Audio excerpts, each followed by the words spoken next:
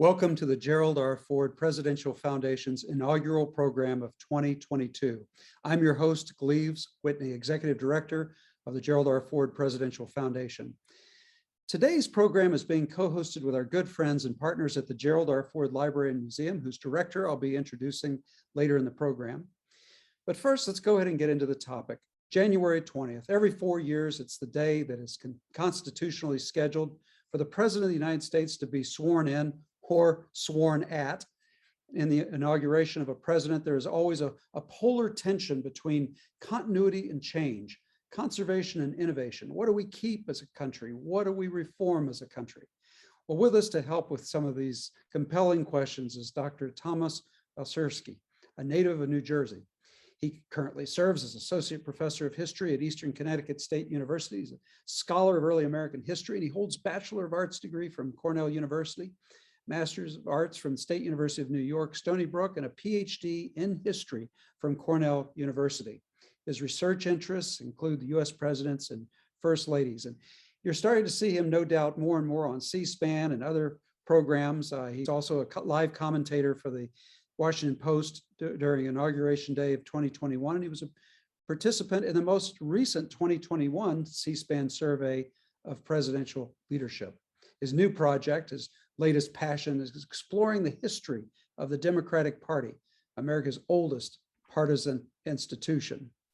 We are really excited to have you on board, Tom. Thank you very much for joining us. Well, it's a pleasure to be here, Gleaves. I'm really excited to share with you some of my research and to field some questions from some of your audience members. Thank you. All right. Well, I think I'm going to share my screen, so allow me to do that.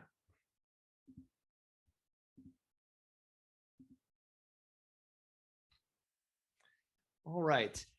Well, again, good evening, everybody. And I'm so happy to be able to be here today presenting to the Gerald Ford Foundation. I will mention President Ford as part of today's presentation, but I hope also to put his experience into something of a historical context, as he, as we all know, experienced one of the most unusual inaugurations in American history. My presentation tonight is titled Notably Absent, Presidential No-Shows and Other Mishaps on Inauguration Day. Now, since 1789, the inauguration of a president has marked the beginning of a new chapter in American history. But what happens when an outgoing president decides not to participate in the transfer of power from one administration to the next? And how often have presidents, for one reason or another, missed the inaugurations of their successors? As it turns out, presidential absence on Inauguration Day has been more frequent than we, and certainly I, might have expected. 5 outgoing presidents, John Adams, John Quincy Adams, Martin Van Buren, Andrew Johnson, and Donald Trump, failed to attend the inauguration of their successors, while 2 more presidents, Woodrow Wilson and Richard Nixon, did not participate for other reasons. More than 36 presidential transitions have taken place since the founding of the Republic, which makes notable these 7 instances of absent incumbents. Taken together, they reveal how inaugural no-shows are in fact a recurring feature of American politics. In 1796, George Washington announced that he would not seek another term as president, having filled 2 terms in the office. The election to name his successor pitted Federalist John Adams, his vice president, against Democratic Republican Thomas Jefferson, Secretary of State during Washington's first term. In a sectional split, Adams won the Electoral College by a margin of 71 to 68 votes. But under the term of the Constitution, Jefferson became his vice president, a very awkward moment. Hopes for cooperation between the 2 men fizzled, and the factions only deepened by the election of 1800, which was famously a rematch. In that election, we saw one of the most acrimonious in American history to that point, certainly. Jefferson's Democratic Republicans, on his behalf, attacked Adams as a monarchist, while the Federalists attacked what might be a lawless and godless Jefferson administration in their view. And the voting process was also very fraught in that election, because this was before the passage of the 12th Amendment. We'd already seen how a president and vice president from opposite sides had to serve together. But what about the possibility of a tie? And it's a complex and convoluted history, but we do get a deadlock in the Electoral College due to something of a mishap between who would be president and vice president. We're talking about Jefferson, who was supposedly the clear winner, but actually he tied with Aaron Burr, who was supposed to be vice president. Because of this deadlock in the House, the balloting continued and continued, and eventually it was only broken after Adams, by the way, the president refused to be involved after many ballots, and Jefferson becomes president, Burr vice president. The 12th Amendment will fix that. So now, of course, we've got this outgoing president, John Adams, and this incoming president, Thomas Jefferson, who are at loggerheads with each other.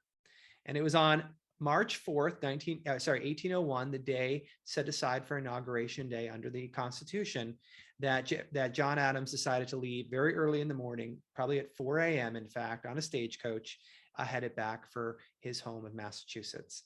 And historians still debate why it is that John Adams chose to leave and to not stay. For one thing, there was no place assigned to him in the ceremonies, and for another, he had just lost a presidential election. It does speak to John Adams's somewhat stubborn character. But in any case, he had set a very unfortunate precedent in the process, whereby an outgoing president who had lost an election did not attend the inauguration of his successor at the Capitol, which this image shows us an early version of the Capitol before it was capped and expanded to our present day. Which brings us to our next moment of presidential no-show. That's son of John Adams, John Quincy Adams, and his election in which he lost to Andrew Jackson, also a rematch from a prior year in 1829. So when Andrew Jackson came to the Capitol to be inaugurated as president in 1829, everyone knew that something big was happening. There was a shift in parties between Jackson and Adams. This is between the so-called National Republicans, which had kind of been in power for a period, and this new Democratic Party that was emerging under Jackson. The election of 1824 was particularly acrimonious as well, also led to a split and a deadlock in the Electoral College, and thus the House of Representatives decided eventually the election for Adams, who in turn famously or infamously appointed Henry Clay as Secretary of State. This fueled the issues of the election of 1828, which again was a rematch, this time just Adams versus Jackson, the incumbent versus the challenger, and indeed Jackson will win that election. Now, Jackson arrives in the Capitol in February, and again, Adams is completely unhelpful. He does not in any way provide for a transition. He won't meet with Jackson, and indeed, he makes it known that he's not going to be present for Inauguration Day. On March 3rd, 1829, fully a day before his own father's example, 28 years earlier, John Quincy Adams departed Washington, left the White House, but didn't leave for, I should say, left the White House, not Washington. He didn't leave for Massachusetts like his father. He actually stayed on in the Capitol at a rented home of David Porter, actually. And so in the process, then it was even more of an insult, because here you now have someone who doesn't need to get home or anything. He just doesn't want to be there. And so the Jackson people who were planning this inauguration purposely left a seat vacant for John Quincy Adams, labeled the outgoing president, which will be a feature, as we shall see, in the next absence ahead. And I have on the screen here the picture of what is perhaps the most famous moment of the inauguration of Andrew Jackson. That is the large crowd that gathered at the White House after the inaugural to take part in a inaugural feast of a repast and refreshments. And it was such that the crowds nearly crushed to death the Duke president, who had to escape through a window. The White House was trashed, and it was only apparently the allure of tubs of alcoholic orange punch placed on the south lawn that drew the crowds away. So I mentioned that there was another instance of a presidential absence down the road, and it's in the same era between the Democrats under Andrew Jackson and their opposition. Now, by this time in 1840, this opposition will take the form of the Whig Party, and their first successful candidate to win the presidency is William Henry Harrison. Now, Harrison was running against Martin Van Buren, who had succeeded Andrew Jackson and thus was an incumbent. So when Van Buren lost, actually, now we have a third instance where an incumbent from a different party does not attend his successor's inauguration. The thing that makes the Van Buren absence somewhat different than the two Adamses is essentially Van Buren was willing to attend Harrison's inauguration, but no place was made for him. In fact, there was a very curt letter sent to the outgoing president from an inaugural committee in the Senate composed to very much just for the moment for Harrison's inauguration. And the quote is, "No position, it will be perceived, has been assigned to you." Kind of passive aggressive way of saying there's no place for you there. So there's also the fact that Martin Van Buren's son, Martin Van Buren Jr., was quite ill right on the day of inauguration, day before. And there's also the fact that Van Buren had vacated the White House on the day before the inauguration. So there's some sort of similarities here to Van Buren's behavior to some of the other absences at this point. But I think the difference is that he would have attended. And of course, Harrison famously will give the longest inauguration in American history. It's also the first inaugural parade to take place in 1841, as we're seeing pictured here. And after just 30 plus days in office, William Henry Harrison dies, yielding our first vice president to become President John Tyler. So a kind of key moment in American history, the month of March 1841, repeating a pattern in the process. Which leads us to the inauguration of Ulysses S. Grant in 1869. Now, jumping ahead, we now have the Republican Party versus the Democratic Party in these elections, and that will be the pattern going forward. Grant will run as a Republican, and he'll be replacing nominally the vice president who became president under a Republican, that is Abraham Lincoln's vice president, Andrew Johnson. However, Andrew Johnson had been a Democrat previously, and part of his appeal to the ticket in 1864 was it would be a unionist fusion kind of platform, bringing a Republican Lincoln and a former Democrat Johnson, who was loyal to the Union. Now, Lincoln's unexpected assassination and death gives us President Johnson and a very, as we all know, tumultuous 3 years in office, where he's coming into conflict with his own party, presumably the radical Republican faction in the Congress, and he's impeached, the first president impeached in 1868. Grant, who had been temporarily appointed actually Johnson's Secretary of War, will have a falling out with Johnson over these very issues and will essentially have no relationship with Johnson by the election of 1868. So even though you have two Republicans supposedly from the same party, Grant's victory in the election of 1868 was not necessarily appreciated by Andrew Johnson. And indeed, members of Johnson's cabinet, many of whom had been holdovers from the Lincoln administration, also looked down on Grant. So there was no love lost between the Johnson administration and Ulysses S. Grant. And Gideon Welles, who was a Connecticut politician who had been a Democrat at one point, became a Republican and became Lincoln's Secretary of the Navy, stays on with Johnson. He kept a diary that tells us a little bit about the conflicts that were emerging in the Johnson cabinet about this question of attending Ulysses S. Grant's inauguration. And Welles writes that Grant, this is about Grant, with his narrow mind and intense malignity, might not consent to public inauguration in our presence. So here we see Gideon Welles blaming Grant ultimately for what's about to happen, which is to say Grant will refuse to call on Johnson when he arrives in the Capitol. And of course, Johnson felt that as president, he should be the one called upon. So we have, once again, an impasse. Now we're again quoting Gideon Welles when he's saying that he himself was encouraging Johnson to boycott Grant's inauguration, calling Grant an ignorant, vulgar man. So now finally it's inauguration day. There's going to be, again, no contact between Johnson and Grant, but William Henry Seward, Lincoln's Secretary of State, Johnson's Secretary of State, someone who I think attempted to bridge the gap at the very end, walks into the cabinet on March the 4th, 1869, and says, ought we not start immediately for the Capitol? And it was in that moment that Andrew Johnson refused, saying, quote, he was inclined to think we could finish up our work here by ourselves. And indeed, he does not attend Grant's inauguration, pictured here on the screen, and just walks out of the White House at noon, his term being over. So we now have our next instance of presidential absence, jumping ahead more than 50 years to the inauguration of Warren G. Harding in 1921. And as I mentioned, if we've already seen the Adams and Harrison and Grant fitting a pattern, this one is a little bit different, but actually has some of the same elements. Now, Woodrow Wilson was not running for re-election in 1920. However, he supported the Democratic candidate, James Cox of Ohio, the governor, Harding, the senator from Ohio, the Battle of Ohio, the election of 1920.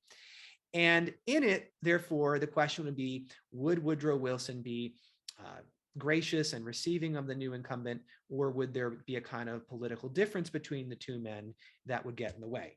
Well, Harding arrived in the Capitol relatively early, and there was time, therefore, for him to visit the White House. And indeed, the Wilsons invited the Hardings to a tea on March the 3rd, the day before the inauguration, which the Hardings attended. And on the morning of inauguration, on the day, I should say, it was known that Woodrow Wilson, by that point, who was seriously ill, having had a massive stroke 2 years earlier in office, and who walked with a cane, would not be able to negotiate the steps that would be required of him to get to the site at the Capitol where the swearing in would take place. And this was actually determined by his doctor, who made the determination. Wilson himself was actually game for making the walk, but the doctor, Dr. Grayson, said no. So then what they agreed upon was that the two men would ride in an open air automobile, the first time an automobile was used on Inauguration Day, to the Capitol. Now, Wilson very specifically looked dead ahead, did not wave, did not in any way emote, because he said, they're here for you, not for me. And so he looked like this sullen figure leaving, and that's what this picture captures so beautifully. But at the same time, the two men agreed that they would exit the automobile and walk in a side door of the Capitol, whereby Wilson, who was unable to walk steps very well, could take an elevator within the Capitol up to the president's room. He would be signing last minute legislation, which he did, but then also just ceremonially be able to be seen with the incoming president. But that's what Harding refuses to do. Harding, at the moment he arrives at the steps of the Capitol, on the east side of the Capitol, he jumps right out and he walks up those steps, bounds up those steps. Even though he was a man actually older than Woodrow Wilson, he was in much better health, and he just leaves him. And we know this because Edith Wilson, the first lady, who was riding with the incoming first lady, Florence Harding, records this in her memoir as she was being absolutely taken aback by this. And she blasted Harding for his insensitivity. Wilson kind of laughed it off. At this point, he was very much beyond the drama of politics and was ready to be retired, as he did. And they drove off to their new home on S Street, literally as Harding was being inaugurated. So he was out the door. Which brings us to Gerald Ford. And I think there's something about the Ford inauguration, or I should say the swearing in ceremony, taking the oath of office, that now looks maybe a little different from some of the other examples. Because, of course, Vice President Ford at that time had been, first of all, not elected to the office, or only non-elected a person to become president or vice president, I should say, in that capacity. And when Richard Nixon makes the decision to resign on August the 8th, this means that Vice President Ford will become president. And again, there's no precedent here. The question would be, arguably then, should Richard Nixon stay?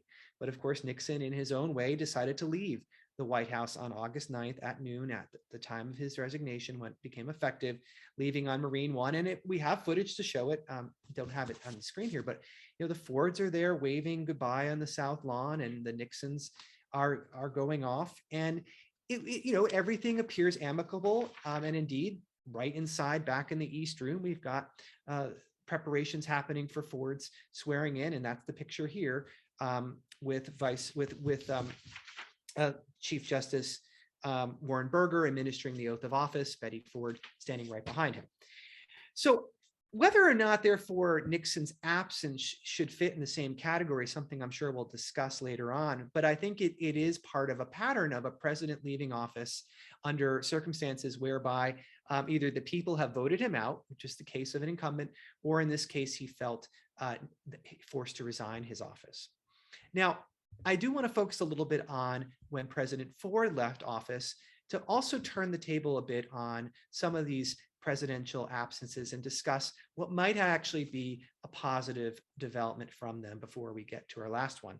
So President Ford, after he had been defeated in the election of 1976, immediately committed to ensuring a smooth transition with his successor, Jimmy Carter. And these photos I'm going to show come from the White House photographer, Pulitzer Prize-winning photographer, David Hume Kennerly. And I want to thank him for first taking these and then keeping them posted on a website. So President Ford was so committed that President Carter be ready to begin his term on day one, hit the ground running, that for purposes of national security briefings, he sent his own CIA director, the future President George H.W. Bush. when after that first meeting between Ford and Carter, of course, it was a landmark moment because this had not happened actually previously very often. There's some other moments we'll talk about, I'm sure, of outgoing and incoming. They may have attended inauguration together, but there was no cooperation. President Ford committed to cooperating however he could, and President-elect Carter said as much. He said, quote, "There cannot have been a better demonstration of unity and friendship and goodwill than there has been shown to me by President Ford since the election. I believe that this year's debates and the election itself has reached a conclusion which leaves our country unified, and I have expressed many times in the last few weeks my deep appreciation for President Ford for the gracious way in which he has welcomed me." And indeed, on Inauguration Day, everyone gathered. Now it's January 20th, the day, 1977, for President-elect Carter's inauguration. And here they are. It's just one big happy family. It's the incoming and outgoing vice presidents and president in the Blue Room, in a picture that shows some people who are pretty prominent in the era. You've got, of course, the Carters and the Fords, as well as President Ford's vice president, Rockefeller, and President-elect Carter's vice president-elect, Mondale. So it's just almost, it's hard for us to imagine that this kind of photograph, of course, could take place today, because of course it didn't. And there's President Ford standing on the east face of the Capitol before we moved to the west face under President Reagan, but literally just standing right next to President Carter and supporting him in every possible way. I mean, it's an example that shines in American history. And it's been said that this set into motion what became for about 35 years a very smooth, with one exception, transition between outgoing and incoming presidents. And by the time we get to the transition between George W. Bush and Barack Obama, it's been described as the gold standard of presidential transitions. And it can be said that I think President Ford put into motion the true feeling behind that. So this leads us to our last and most recent episode of presidential absence on Inauguration Day, and that is, of course, during the election of 2020, the election between Joe Biden and Donald Trump. And without going through too many of the details of the election, it has to be said that the period following the actual election of 2020 was politicized, and the actual fate of the election was held in question for days, weeks, and months, and by some standards until the very Inauguration Day itself. Some of the dates that we may remember from this period was that the Electoral College met on December the 12th and tallied the vote of 306 for Biden to 232 for Trump, which was what certified the election, and by the Constitution set into motion the inauguration on January 20th of President-elect Biden. Nevertheless, one of the things we learned was on January 6th, there had to be a counting of the certified ballots. This is all under a somewhat obscure act we'll talk about, I'm sure, the Electoral Act of 1887, that has these various moments in place for really ceremony, counting, and certification. And it was on that day that President Trump held his Save America rally, where he encouraged those in attendance to march to the Capitol with him and to fight like hell. So the disruption of the counting did not stop the actual counting from taking place, as Congress, after the attack on the Capitol, resumed and in fact was able to continue and do its work, although there were objections raised, and the most that have ever been raised in any election, in fact. President-elect Biden was declared as such, therefore, on January 7th, which leads us then to the logic, perhaps, of President Trump's decision not to attend President-elect Biden's inauguration. He actually tweeted it out. He did not make a formal press conference about it. And there was a mixed reaction to it. There were some who said that this was a good thing for American democracy, others who thought that, once again, this absence was an unfortunate episode in American democracy. But we do know that not every member of the Trump administration did not attend. In fact, Vice President Pence attended the president's inauguration, President Biden. And really, again, we'll have to think about, therefore, what this means. I think it's still very fresh and raw for many of us to process this event. from a year ago, but that's why we're speaking tonight on the anniversary of President Biden's inauguration to try to make sense of it. So I think I'll stop there and turn it over to Gleaves for any questions you may have.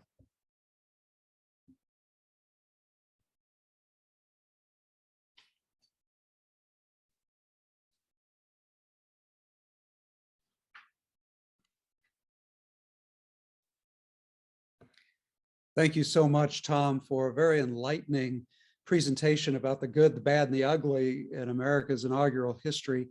And it really reflects the spirit of democracy in so many ways, our American democracy. Each one of these transitions teaches us something about our American democracy and sort of the state of our democracy at that particular point in time. Fascinating. I have a sort of a general question I'd like to ask all of our speakers. As you were doing all this research, all the research on all these different inaugurations, what surprised you most to discover? Well, I have to say, just the number of presidents outgoing who did not attend their successors' inauguration. I mean, as someone who was born in the 1980s and really saw what were smooth transitions during my early lifetime between presidents in the 80s, 90s, and 2000s, I had come to kind of expect, just by evidence of experience, my own life, that this was something that automatically happened, that indeed every outgoing president sort of if not by de facto, then by de jure, like literally had to attend, as if it was something required by the Constitution.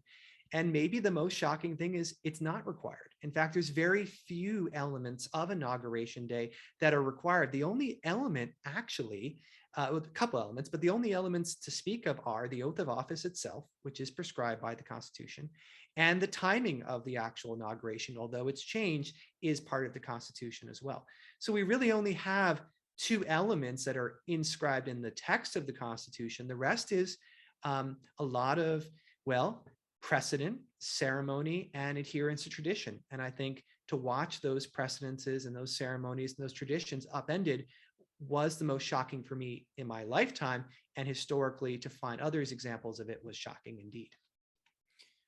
Well, you mentioned precedents. Let's go back to the very beginning. You rightly point out that swearing the oath of office is certainly prescribed by the Constitution, has to be there. But what were some of the precedents that, say, George Washington set in motion on Inauguration Day that have found continuity?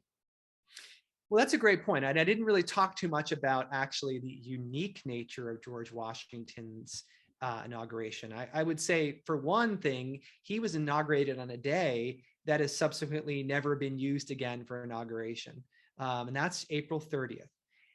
Now, again, actually, the day of inauguration was not originally adhered to because of just the way in which the government was coming together. This is after the Constitutional Convention. This is after the ratification of the Constitution, which took time. Not every state had even ratified the Constitution when George Washington was inaugurated. That would be Rhode Island holding out. But the idea was that the government would be put into motion, and there would be this transition between the Articles of Confederation Congress, the Congress, and this new Congress under the Constitution, the Constitutional Congress. And the president was a very different figure than anything that had been in place during the Articles of Confederation. There was a president of the Congress, but it was not an analogous position. This is something new under the sun. And therefore, the inauguration of George Washington, whatever he did, set precedent. So the fact that he took it in public view at what is Federal Hall, the old Federal Hall in New York City, the fact that he did so at noon, although a different date, but that noon would be the time. The fact that he took the oath of office the way he did while placing his hand on a Bible, which is not again prescribed by the Constitution. And there's a whole story of how that Bible got into his hands. It comes from St. John's Masonic Lodge #1 in New York City. That Washington probably said, I think it's recorded, "So help me God," after his inauguration, not in the constitutional oath. It's something, again, he added. That Washington, again, by reporting, kissed the Bible after his inauguration. Not every president has done so, although some have. That Washington gave an inaugural address after his inauguration. Again, not provided for. Now, it was inside the congressional chamber. It was not in public view.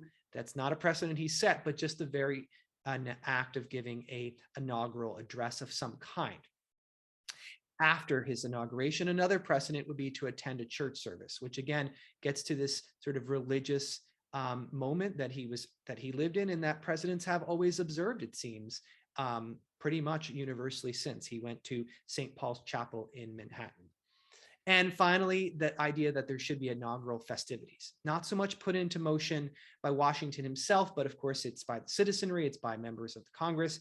But the Washingtons did host a reception several days later, and it's arguably the precursor to the inaugural ball. So in many ways, George Washington's presidency set precedents, and I think also it's safe to say he set numerous precedents in respect to Inauguration Day as well. Yes, as in so many other things, as you rightly point out. And I can't help but ask you this, historian to historian. I'm just curious what you would say, Tom. But what is the inauguration that really is going to signal the most dramatic change in American history? Is it Washington going from a Confederation Congress to under the current Constitution? Is it Lincoln right before the Civil War, toward the end of the Civil War? Is it FDR and the New Deal? Is it, in your mind, what is the most dramatic turning point that an inauguration represents in our history? Well, I think it's an excellent question. Turning point, this idea that history turns, that there's a turn of events. So I think just to kind of use the phrase, all the episodes I've discussed thus far have been turning points in American history. And I think that's been important to say, and why I highlighted them, is that a change of political party, a change of one administration to the next, is a major turning point in American history. Now, I didn't talk about some of the other turning points where the outgoing did attend his successor's inauguration, but you mentioned a few other significant turning points: the election of Lincoln, the election of Franklin Roosevelt. So to take it all in sum, then, I'm going to go with one of the episodes that I talked about here in the presentation and answer by saying that this would be the election and inauguration of Thomas Jefferson. I think because of what it did to change the nature of the Constitution, it literally led to the 12th Amendment. That's a very significant development, which clarified democracy and actually routinized March 4th at noon, finally, as the time for the president's inauguration. It was the first case of one party changing power, a peaceful transfer of power. It's the first incidence of that as well in American history. And I think presidents and historians look back now to that moment in this so-called revolution, so-called because it was peaceful, of 1800, and it's still the touchstone for all future transitions. We all want to see a kind of peaceful transfer of power, much as we had take place in 1800. Very interesting. We have some wonderful questions that have come in, Tom, and I'd like to start with this one. In 2009, the oath of office was administered by Chief Justice Roberts to Barack Obama. Unfortunately, one word was out of order when it was stated to President Obama, and they had to redo the oath. Tell us a little bit about that. And also just the person who asked this question, Rachel from Grand Rapids, wants to know if you feel it was necessary to redo the oath due to that one word mistake. Well, television and the internet has certainly magnified our attention to detail, I would say. And yes, we all noticed it. Those of us watching it live in 2009, I gasped aloud, although I'd be doing a lot more of that, as it turns out, Inauguration Day, that John Roberts missed it. He didn't apparently have the text in front of him. He was working from memory. That's a major mistake. So that was a problem. And it's more of, I think, a blunder in his part than anything that President, of course, elect Obama at that moment did wrong. So it's a 35-word oath. It's not the longest oath out there. It's not the shortest. So let's get it right. Did President Obama technically need to retake the oath of office? The most literal answer is yes, because without taking the exact oath of office, he did not take the oath of office. And as we've learned, unfortunately, President Obama was subject to a number of conspiracy theories and attacks on every aspect of his person. And one could imagine that had he not done the oath of office precisely to the constitutional parameter, that this would be another, unfortunately, political weapon used against him during his very first days. So it was both politically, I think, the correct move. It was technically and constitutionally required. And I can say that Chief Justice Roberts subsequently has had a text in front of him. So another question that we have, which I think is really interesting, how many people think about this stuff? Has any book besides the Bible been used when a president has taken the oath of office? Wow. Let's think about that. The Bible, as we've already learned, is the book that is what George Washington used when he took the oath of office. And so again, in thinking about this question and thinking about, has every president used a Bible? I did some research into this, and the answer is no, which is surprising. I wouldn't say it's the most shocking thing I learned, but it's up there. We don't have a documented instance of several presidents, in fact, taking the oath of office on a Bible. It's not known, for example, if Thomas Jefferson used a Bible. We don't have actual evidence until really the 1850s. And that is to say, the surviving Bible that James Buchanan used. Now, John Quincy Adams, we know, did not take the oath of office on a Bible. He chose to use a law book in 1825. So that's one thing, is that the early inaugurations between Jefferson up to Franklin Pierce were not 100% sure. Again, the photographic evidence isn't so clear. The reporting doesn't get to it. We don't have any surviving Bibles in any archives or libraries. So that's one answer. Then there's people in the post 1850s moment presidents who would have wanted to use a Bible, but for various reasons didn't. And so let's get into Theodore Roosevelt. He was he was notified up in the Adirondack Mountains that he might need to become president after the assassination of William McKinley. And he famously hikes down and eventually makes his way to Buffalo. And sure enough, that's where he's inaugurated at the Ainsley Wilcox House. And from, again, surviving documentation, I even checked in with those folks. He did not use a Bible in his swearing in 1901. And it could have been, again, just the rush nature of it all and the circumstances of it being unexpected. Ditto for Lyndon Johnson. For a while, I looked into it. They didn't. People at the time didn't know what Johnson had his hand on Air Force One on that fateful day in November 1963. We've subsequently learned it was not a Bible. It was a prayer book.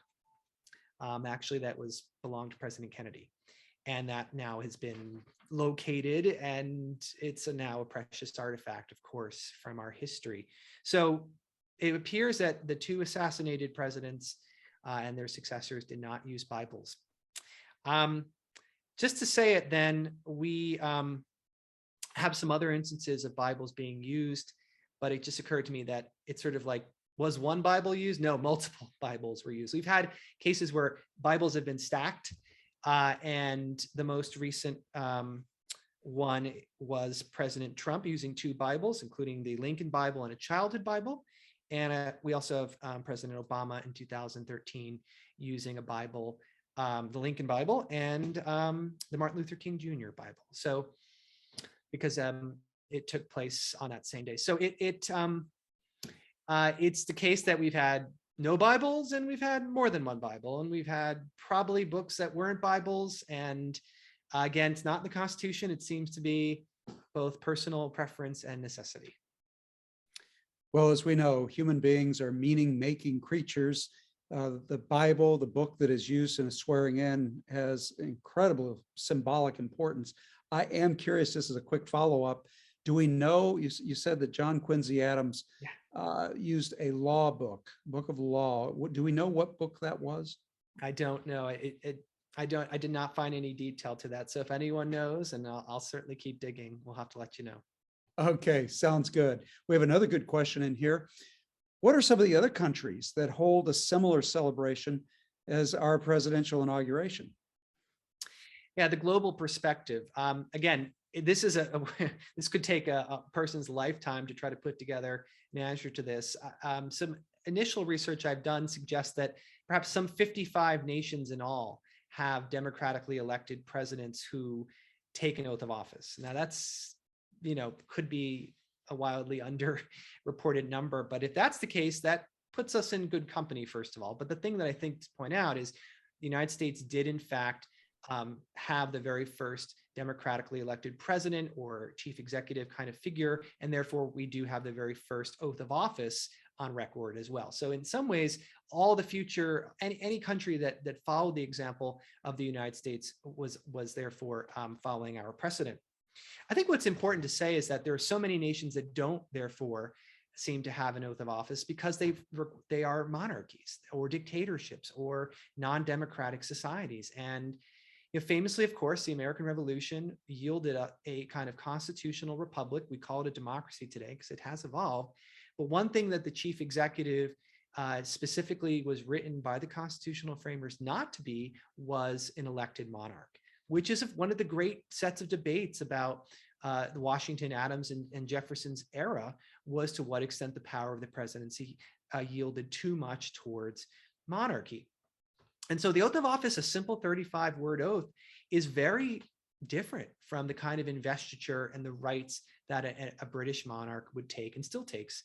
We haven't had one in probably our lifetimes, but will take eventually. A new monarch comes in after the death of Queen Elizabeth someday. And it just, you're going to see it. It's a massive event. It's multi-days. It has elements of church and state. Again, something the American Constitution creates a separation of. And so it's I think it's important to show that it is a simple affair, while it's been made into a bigger day in some cases. At its symbolic and most sort of essential meaning, it reflects the democratic tendency that this country was founded on. Another very interesting question that's come in, Tom, and it asks, if you were to go back in time, what is the inaugural event that you would have wanted to witness yourself? And then what is the ugliest inaugural event that you wouldn't want to have had anything to do with? Oh boy. Well, I think weather comes to mind. There have been several inaugurations, including President Reagan's second inauguration, where the weather was so cold in Washington, D.C., whether it be January or March, that the inauguration had to be held inside. And that was the case in 1985. So I have a pretty warm coat, but I don't know how long I would do out there. Again, people have reached out to me about their own inaugural experiences. There was a rather unfortunate circumstances for several people who tried to attend President Obama's inauguration in 2009, who were stuck in a tunnel, which is to say the Interstate 395 under Washington, D.C. It's been described as the purple tunnel of doom because these were the purple ticket holders, and they were stranded there and for hours in, you can imagine, a very claustrophobic setting. So being on that line, definitely not. Being outside in negative 10-degree weather, definitely not. But there have been some other really wildly tragic, actually, activities on Inauguration Day, like President Grant, when he was inaugurated for a second time in 1872. His inaugural ball, again, a freezing day in Washington, D.C., was held in a building that did not have heat, and people were so cold they kept their coats on. Well, the planners were trying to come up with something kind of delightful for these ball attendees. So they had all in the kind of ceiling canaries in cages to try to sing to the ball attendees. Well, it got so cold that one by one the canaries just froze and died, and in some cases fell to the ground from their cages. So you literally had dead birds raining on you at President Grant's 1873 inaugural. That just sounds like an avoid situation as well. Boy, that really does paint a grim picture. And of course, he would have his troubles with more than canaries. So Stan Masters from Blissfield has a deuce of questions that I think would be interesting for you to tackle. Which president-elect really wanted his predecessor to attend, and which president-elect did not want his predecessor to be anywhere near? I think you've kind of covered it, but would you rank them that way? Yeah, those are interesting circumstances. And thinking about the questions, again, it gets to political party and affiliation. I think the presidents who want their predecessors to be there are those of the same party, mostly. for whom there would be a cordial relationship. And certainly I look to the example of Martin Van Buren in 1837. Not only did Van Buren want Jackson there, but he actually, they did start the new tradition of the outgoing president and the incoming president riding together to the Capitol. So that was the first time that ever took place. And that's become something of a tradition ever since, that Jackson and Van Buren did together.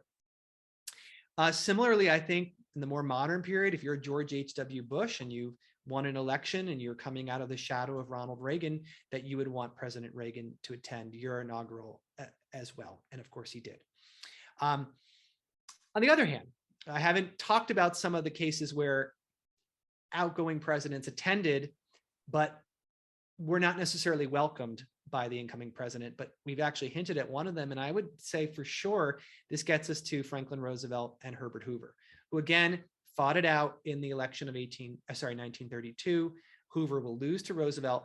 And during the period of transition, the last that takes us all the way through March, will attempt to get Roosevelt to rescind some of his New Deal ideas and policies publicly as the nation enters into the worst of the financial crisis that we call the Great Depression. So there was no love lost there. And again, if we had a picture of it, it echoes that Wilson-Harding automobile ride. The two men look miserable. Hoover does not want to be there, and Franklin Roosevelt does not want Herbert Hoover there. But again, they were following tradition, and so at least we can say that Hoover did attend. I think similarly, another one that people don't necessarily remember as being particularly fraught is between Harry Truman and Dwight Eisenhower in 1953. Again, different parties, they weren't running against each other, so there was that, but Harry Truman expected more from Dwight Eisenhower, and particularly around this issue of Joseph McCarthy and his attempted witch hunts, really, on members of society and members of Congress and the military. And Truman, by that point, was all on fighting out against McCarthyism, and he expected Eisenhower in the transition period to make a public claim against McCarthy, and he wouldn't. And so Truman called this moral blindness, which set into motion a rupture between Eisenhower and Truman that took the form of Inauguration Day, where Eisenhower shows up at the White House, which had been traditional, but refuses to go in. And so he will not stand on ceremony. He actually will sit until Harry Truman comes out and joins him in the car, and then they proceed to the Capitol. And actually, unfortunately, Truman and Eisenhower would be at odds with one another for another decade or so. And they really don't come together and kind of mend fences until attending the tragic, again, funeral of President Kennedy in 1963. And then there is a brief kind of period where they seem to be back in contact and kind of have put aside some of their differences. So there have been moments where you would imagine, if you're President Eisenhower elect, you don't want Truman there and you're just doing it out of ceremony. But at least, again, in both instances, both did attend their successors' inaugurations. Very good. Well, this will be our last submitted question, Tom. And it goes like this. While the importance of Inauguration Day is widely acknowledged, televised on radio, internet, it's safe to say that many Americans are not aware of all the things that are going on behind the scenes to get to that point. For example, certifying electoral college votes. Do you think, your personal opinion now, do you think that more attention will be given to the process, the democratic process leading up to the inauguration than has been accorded in the past? I think American politics, but particularly around anything related to elections in America, is a touchy subject. And the Electoral Count Act, as it was conceived, made sense in the 1880s based on the very contested election between the successful Republican nominee, Rutherford B. Hayes, and the Democratic nominee, Samuel Tilden, which led to a deadlock, which led to a constitutional crisis, because unlike the previous elections where the House of Representatives decided, we had instead a question about the authenticity of the electoral returns from 3 states, all in the South, all which had been under Reconstruction under military rule, and eventually all which will flip Republican and give Hayes the victory by 1 vote. So when the Democrats come into power under Grover Cleveland, this is on their agenda. I mean, actually, the Electoral Count Act wouldn't pass under a Republican administration. They benefited, Hayes did, and Garfield, although it wasn't as contested, would have arguably. And so, we need the party system to be strong. We need the two parties to propose legislation and to debate that legislation, but it shouldn't be the last word. The fact that the Electoral Count Act is still how we run and process elections more than 140 years later, or almost 140 years later, is a problem. Legislation should be updated and changed. One would hope that it would be bipartisan in nature, but it doesn't have to be. I mean, again, the Electoral Count Act is a democratic 1880s Democrats piece of legislation. And in its usage and deployment, as we saw in 2021, it revealed itself to be fraught. And I think anyone who studies the act and saw what happened would want to suggest changes, would want to potentially compress the timeline, would want to make the nature of objections to certification, say, less formulaic, giving sort of less time to debate. And again, those are rules. So I would say this is not in the Constitution. It's just a piece of legislation. It can also be changed by legislation. Tom, thank you for fielding those really good questions from a variety of sources. And you've been so enlightening about the nature of our inaugurations. It seems that really they're kind of a thermometer that takes the temperature of the body politic. You know, do we have a high fever, a lot of tumult and distress in the body politic, or is it a calmer period of time? I'm wondering if you have any concluding thoughts about inaugurations and their role in American history, or what they might portend for America's future and our democracy. Well, I think it's important to say that why we care so much about Inauguration Day is it is the one symbolic moment of the transfer of power. Sure, the election is the kind of plebiscite where the people speak and get to make their voice known, and it's raucous, and it's in fact the kind of loud democracy that so many of us love. We love this stuff. We love elections. We love being able to participate in democracy. It's one of our few civic duties that we get to exercise every year. In some cases, more than once. Vote in your special elections as well, of course. And so inauguration is now on this quadrennial cycle, or some such version of it, every 4 years, and it gives renewal and hope.